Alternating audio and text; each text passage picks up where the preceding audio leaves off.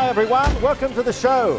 Thank you for joining us. I'm Jeremy Cordeaux, and if it is in the news, on your mind, close to your heart, getting up your nose or on your chest, it's going to be on the Court of Public Opinion.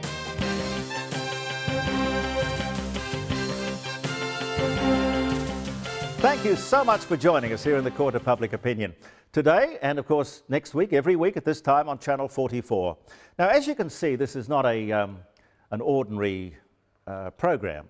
It's a fairly eccentric program. After all, not too many programs are produced in garages. But the garage is a bit different. You don't see too many open fires in garages either. And over the weeks to come, I'll take you around and show you some of the things that I've, over 40 years, collected. Cars and bits and pieces and all that kind of thing. I like to say that everything in this garage has been thrown away by somebody at least 3 times, and that includes me. But it's all right, we get resurrected. There's life after death. I want to thank Channel 44 because Channel 44 is a bit of an inspiration to me.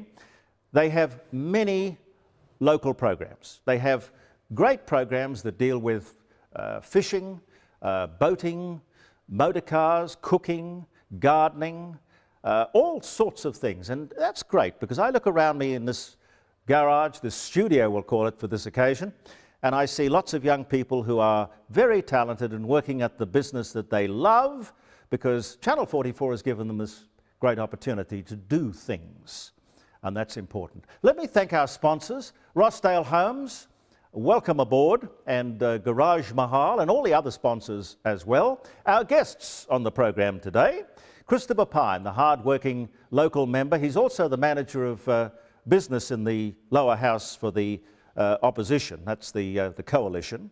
And we have Christine Esau, Coralie, Cheney, and Kevin Foley.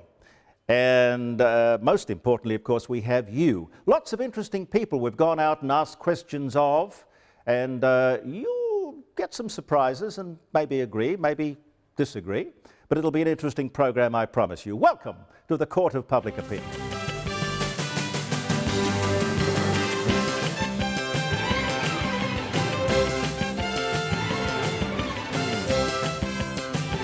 My first guest, and it's a great pleasure to welcome him, Christopher Pyne, member for Sturt, hard-working member for Sturt, and he's also even more hard-working because he runs opposition business in the lower house for the coalition.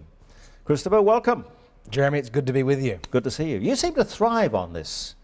You always look quite happy, relaxed and comfortable, and yet it must be a terrible ordeal. All these people at each other's throats saying all the most awful things to each other.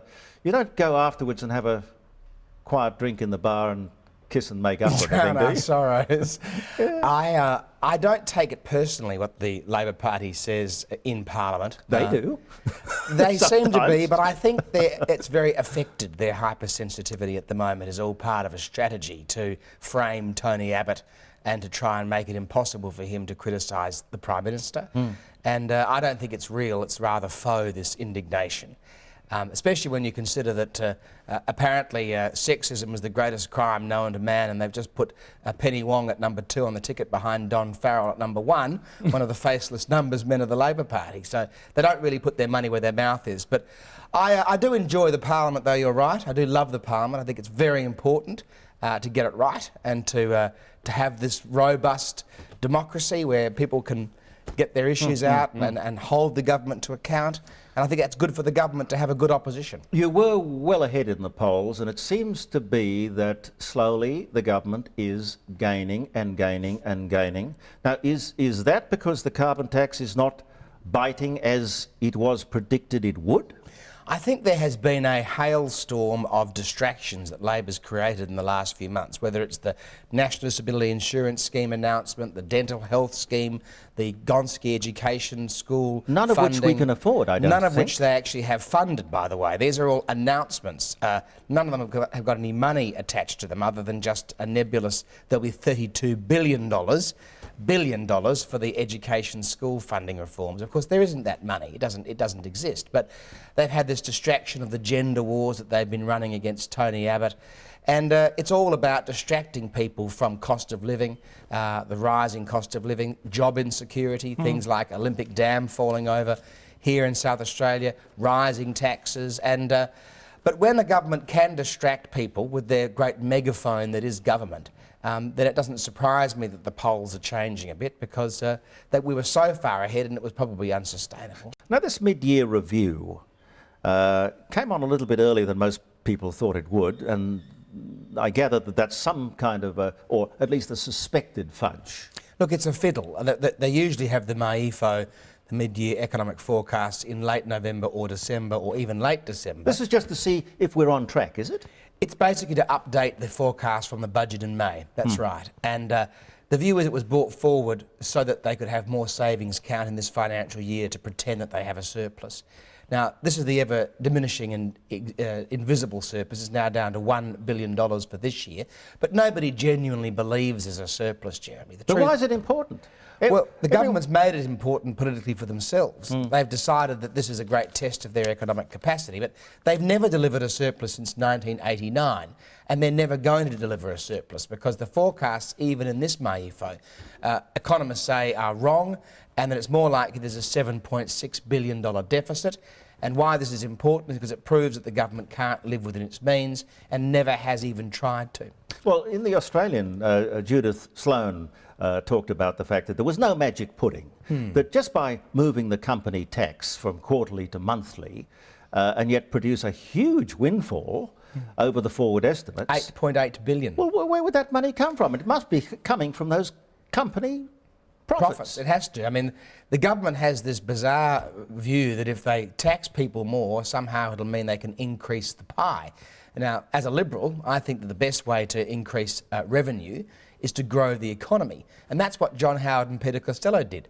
The more the economy grew, the more company tax receipts increased. Now, this government, to fudge their budget, to patch up all their errors over the last 4 or 5 years, I mean, who could forget the peak bats fiasco, are taxing corporates more, individuals more, and I can't imagine how they can deliver the NDIS, the school reforms, the dental health plan, every other thing promised they've made in the last few months without more taxes, and Wayne Swan won't rule out more taxes. Let me ask you about social media, because it seems to me that the whole world that we knew and felt reasonably comfortable with is changing.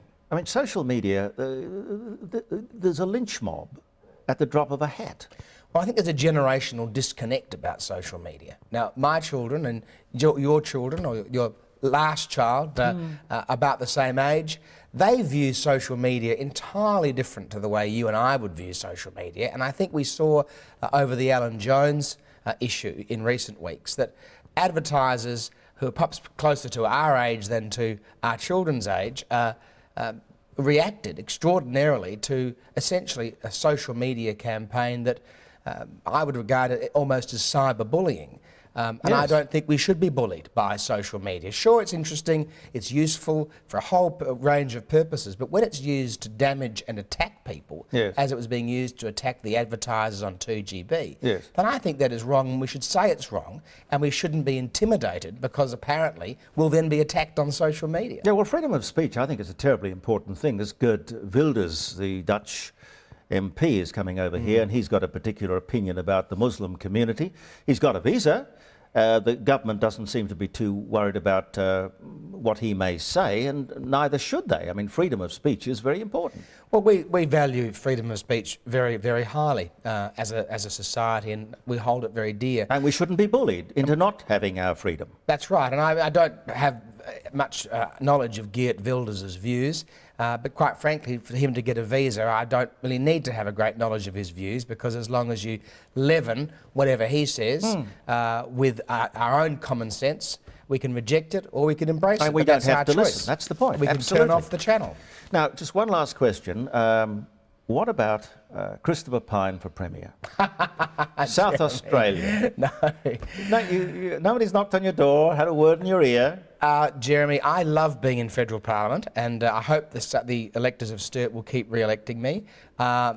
There's very good members in the state parliament. But you must admit that the Liberal Party in the state is somewhat of a joke. I don't think that's a fair analysis, but they've cleared the air this week with the leadership ballot between Martin and You think and that's Isabel. clear air? I think that's cleared the air, and now they have to get behind Isabel and support her, get behind Stephen Marshall and support him.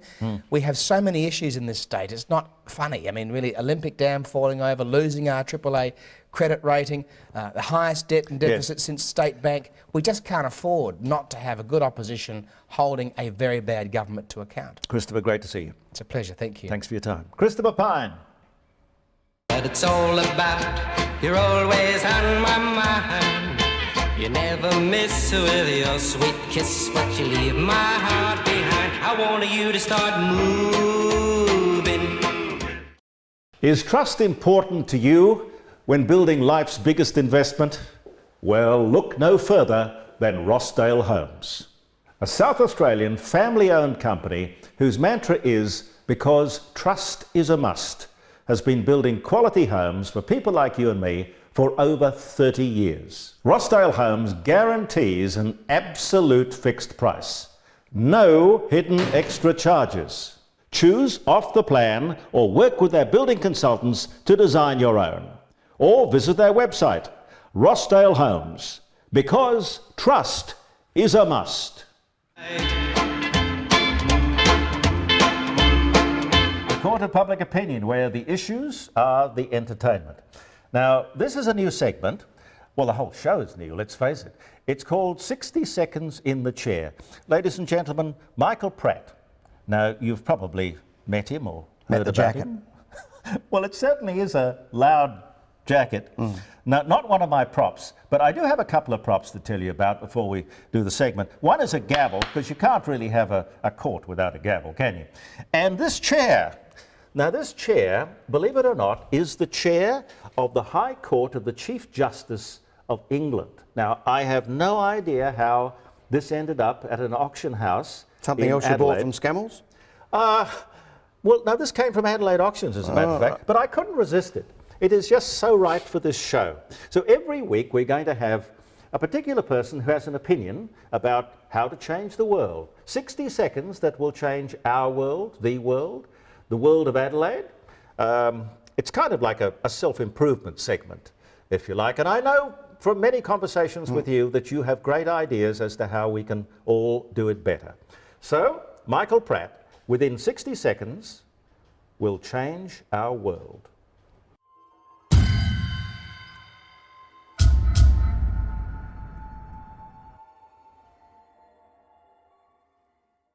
In the chair for 60 seconds, Jeremy wants to save the world, but my focus is on Adelaide. Adelaide, with a plan without any money. I would dismiss and get rid of every thinker in residence and replace them with doers that are sourced from within South Australia, within our own schools. I would get rid of the duplicitous lobby groups that roll Advantage SA, which had a name change, and bring them into Business SA so that we've got one peak body group with its resources acting in the best interests of South Australia. We haven't spent any money yet. I would sack the rebranding committee that has got this stupid idea that South Australia needs a name change. I can't imagine Western Australia changing its name just because the High Court in London didn't know that our Premier was from South Australia rather than from South Austria. South Australia is a good name, and I think we need to wind it up. Nigel McBride's on the phone, wants to have a quick word with you. Yes, just to cancel. I'm cancelling my subscription, and I don't want any more goldfish in plastic bags. No, especially dead ones that Yes. float. Now, let me ask you, I don't know exactly what a power broker is, but a mover and a shaker and a power broker within Liberal circles, I believe you are. What did you make of this week's power struggle? How long have we got? You've had Christopher Pyne on. He has didn't authority. want to be Premier. No. No. But I certainly think the job's open. Yes, well, maybe Alexander Downer comes back in February after Now, tell saving me, Cyprus. what If he do can you save know? Cyprus, he can save South Australia. Tell me what you know. Just come clean. The Sergeant Schultz. I know nothing. I must tell you, he knows it all. and not in the presence of your next guest, Oh, right. the lobbyist for Bespoke. I'll keep that one up my sleeve and introduce you in a moment. This amazing triumvirate of Nick Bolkus, Kevin Foley and Alexander Down. I mean, they talk about barbecue stoppers or around the water cooler. You'd love to be there to know what they spoke about sometimes. That sounds like quite a power play, though. Yeah, that's a real power play. That's where the power is. And most of us in They the real pull the plug on world, mine. most of us in the real world don't understand any of these No. machinations that go on. No, even to spell the word.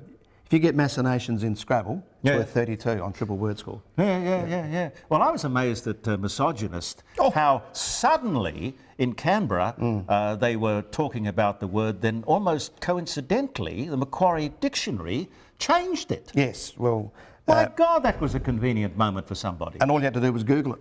Oh, yes, well, Yeah. anyway, All right, take care of yourself. I've got to It's go. Good to see you. the taxi's out there. The London cab, what about that? They sacked the poor old London cabs, can't make those anymore. Really? Have you got a London cab here? Look, nothing would surprise me. The Court of Public Opinion will take a quick adjournment.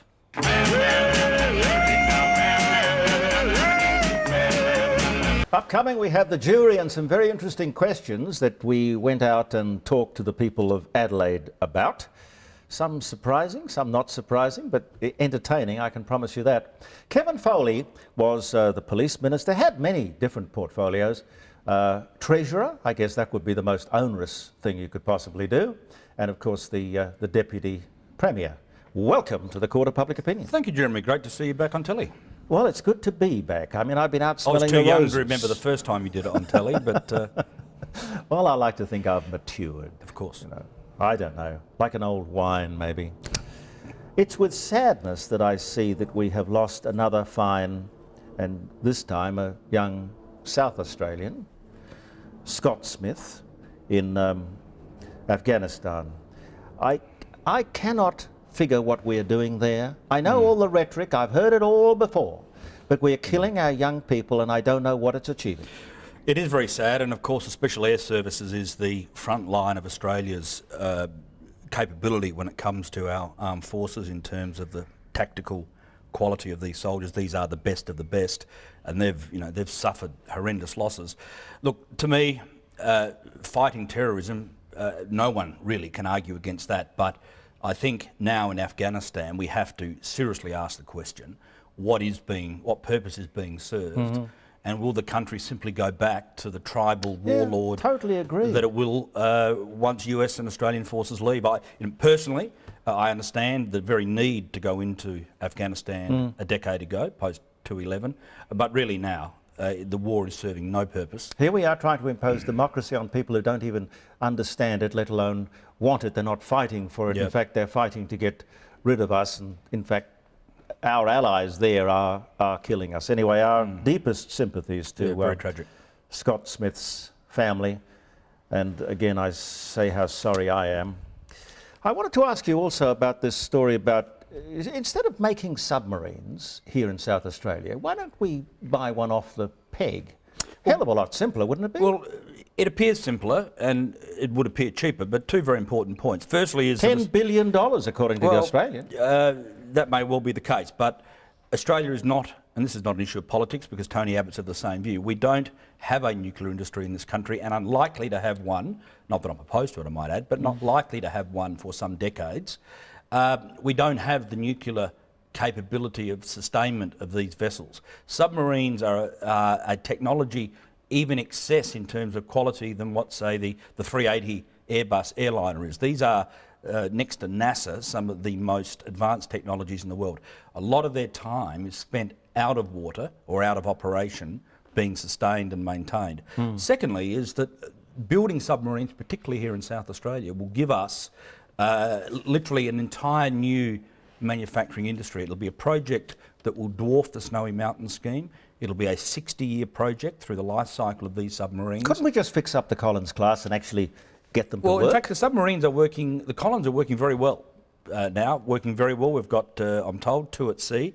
They work in rotations of 3. 2 at sea, 2 coming in for sustainment, 2 about to go out. That's the normal ratio. You have 12 subs as is planned. We'll have 4 at sea. That's good mathematics. 3 at sea, 3 coming in. No, hang on, that's even You worse. were the treasurer. 4th, 3.5. But ultimately, building submarines in Australia will enable us to develop a skill set second to none globally, and we should be Just able quickly, to build things. Just quickly, was the Labor Party doing handsprings at the Isabel Redmond, Hamilton Smith Well, you know, I'm a fiasco? I'm a so-called neutral observer of such things these days, but you know, if I was a card-carrying member of the Liberal Party, I'd be pretty angry over the past 25 years in South Australia in terms of the way the Parliamentary Liberal Party have delivered. But it's a gift their to Labor, constituents. isn't it? Well, I don't know as much as a gift as it just symbolises where the Liberals, for as long as I've been involved in politics, have got it all wrong. It's always been about who the leader should be. I mean, look, Isabel is in a very difficult position. The rising star, Stephen Marshall, himself in a difficult position because everyone will be saying he should be the next leader. So, look, I think there's going to be further instability inside the Liberal Party. Well, which Christopher Pyne doesn't want the job, and it is said that people are just waiting for Alexander Downer. You work with Alexander. I work with Alex. Have you and, heard the word? I've developed a good friendship with Alex. Look, I can't tell tales out of school except to say that I think it would be highly unlikely that Alex would seek the role of Premier of South Australia. He's got a good career at Bespoke. He's got a good career working for the United Nations. He's on a few boards. And he looks pretty happy to me. I don't think he's going anywhere. Kevin Foley. Kevin, if you've got time, I'd love you to stay and join a very attractive jury. Oh, really? Yeah, some programs have couches or benches or I've panels. always wanted to be on a jury. Oh, okay. Well, Always this is wanted the to hang one. somebody. This is the one to be on. Thank you very much. The Court of Public Opinion.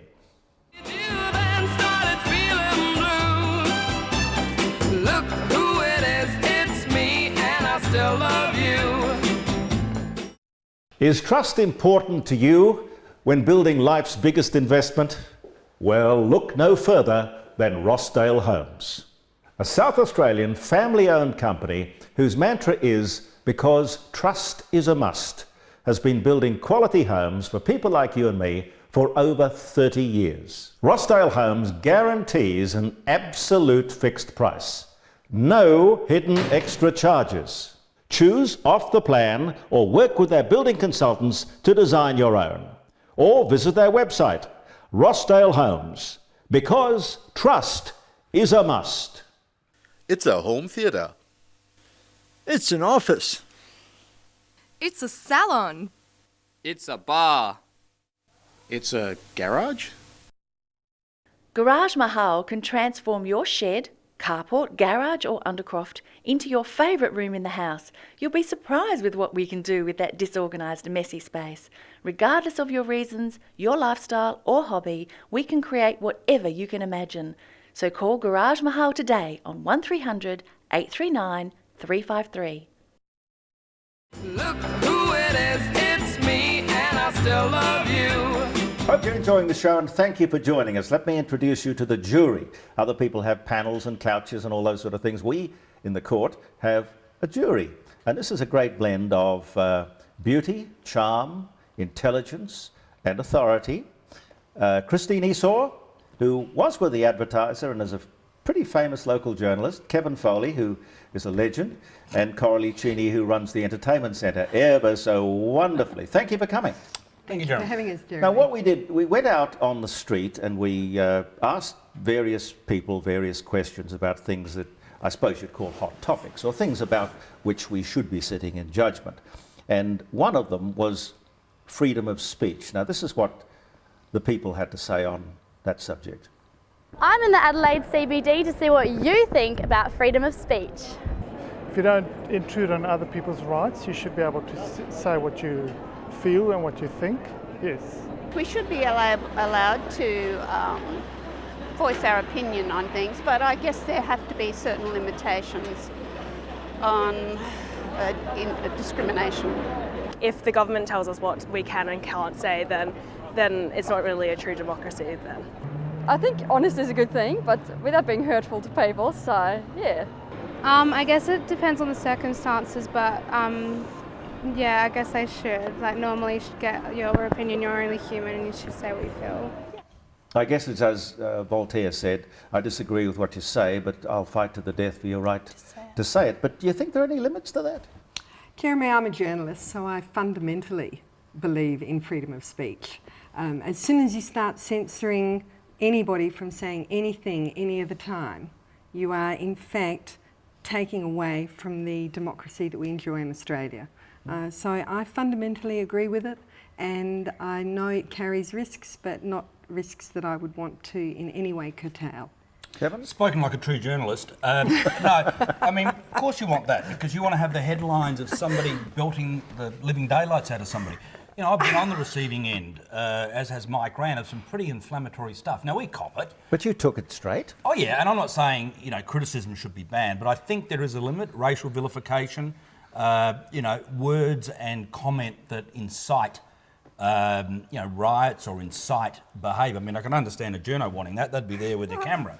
But there is a limit. And I think, you know, I wouldn't want it to go too far, but I think there is an argument that just some things need to be out of bounds. And who's got to sit on the jury and judge that one, Coralie? Well, I tend to think that basically... You're sitting next to me. Yeah, that's very true. I'm very careful.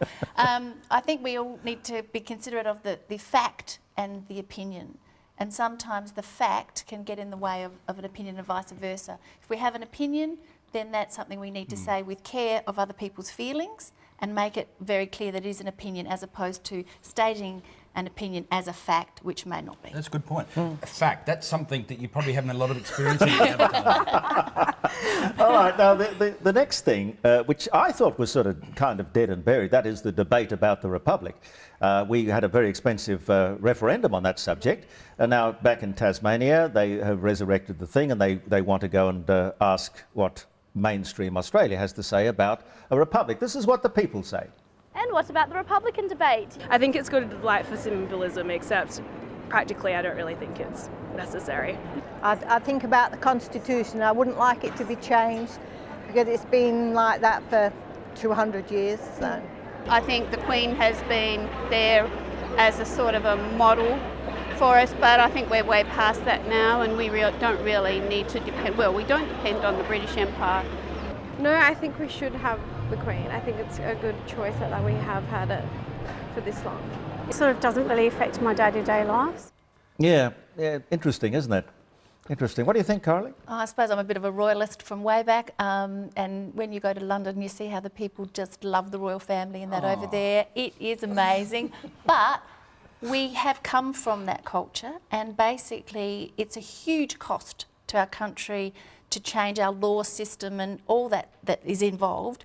Not that the Queen has any great influence on our country at the moment. Just the printing. Can you imagine the printing? Exactly. It's a huge cost. But just because we are, you know, we have that Commonwealth name, I don't think it affects the way we run things. Kevin? Well, of course we should be a republic, Jeremy. Fancy. Look, if England can, you know, shower with roses and Gloriana till the cows come home for their Queen. Gloriana, I like that. Why do we want a foreign person as our head of state? We are the 12th largest economy. We are a mid-sized military and economic power in the globe. We're on the United Nations Council. Couldn't we possibly have an Aussie as our president? But the Come Queen on. doesn't do anything anyway. But she's a pom. She doesn't even do anything in England, so... Why can't England will become a republic before we do? No, time to go. Are they planning on doing this as a referendum again, because referendums never come across? So, you know, as soon as we run it as a referendum, they go down.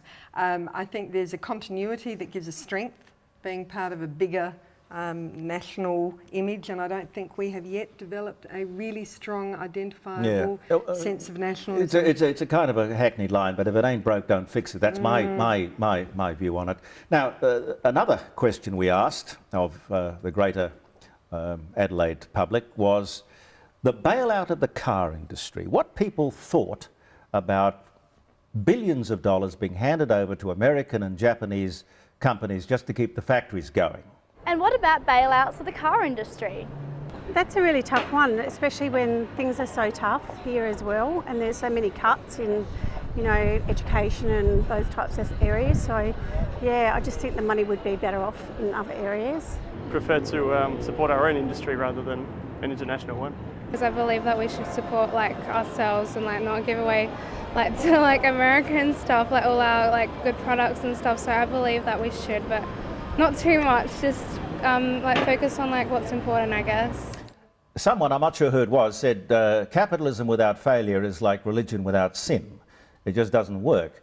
And it's a good thing we've got this question on, because this happens to be the very day that the 1 millionth Holden motor car was produced in Adelaide. And that was back, I'll tell you the date. It was this day back in 1962, believe it or not. Kevin, should we be bailing these big boys out? Well, I've negotiated at least 3 so-called investments, I'd rather call them. There are only 7 countries in the world, Jeremy, that produce a car from design right through the production. It's a bit like masculinity, certain things that, you know, it is seen in a sense that you're seen as a grown-up country, a real economy if you make a car. The huge multiplier, thousands employed, but I'll make this prediction. I doubt very much if we will make cars in this country in 10 to 15 years' time. The cost to taxpayers, which were effectively subsidising the cost of production, the lower cost in China and other Asian countries, that's what we're doing, will become so overwhelming that the likes of General Motors and Fords will just say this is all too hard. Coralie? No, well, I agree. I mean, we are ultimately bailing them out as the taxpayer. And would any other business, if it's not run well, you know, knock on the government's door and say, bail us out? No, and if we did, we'd be a country that was, you know, stuffed. So basically, no, I don't think it's the responsibility of the government to bail out businesses. It's up to the business to ensure it's managed properly and correctly and profitably. And in the court of public opinion, that's what people say. I'm not sure. I think that as soon as we lose a car industry, we lose the prestige of having a car industry, which is what you're alluding to. And I also worry about all the other industries that are supported because we have a car industry.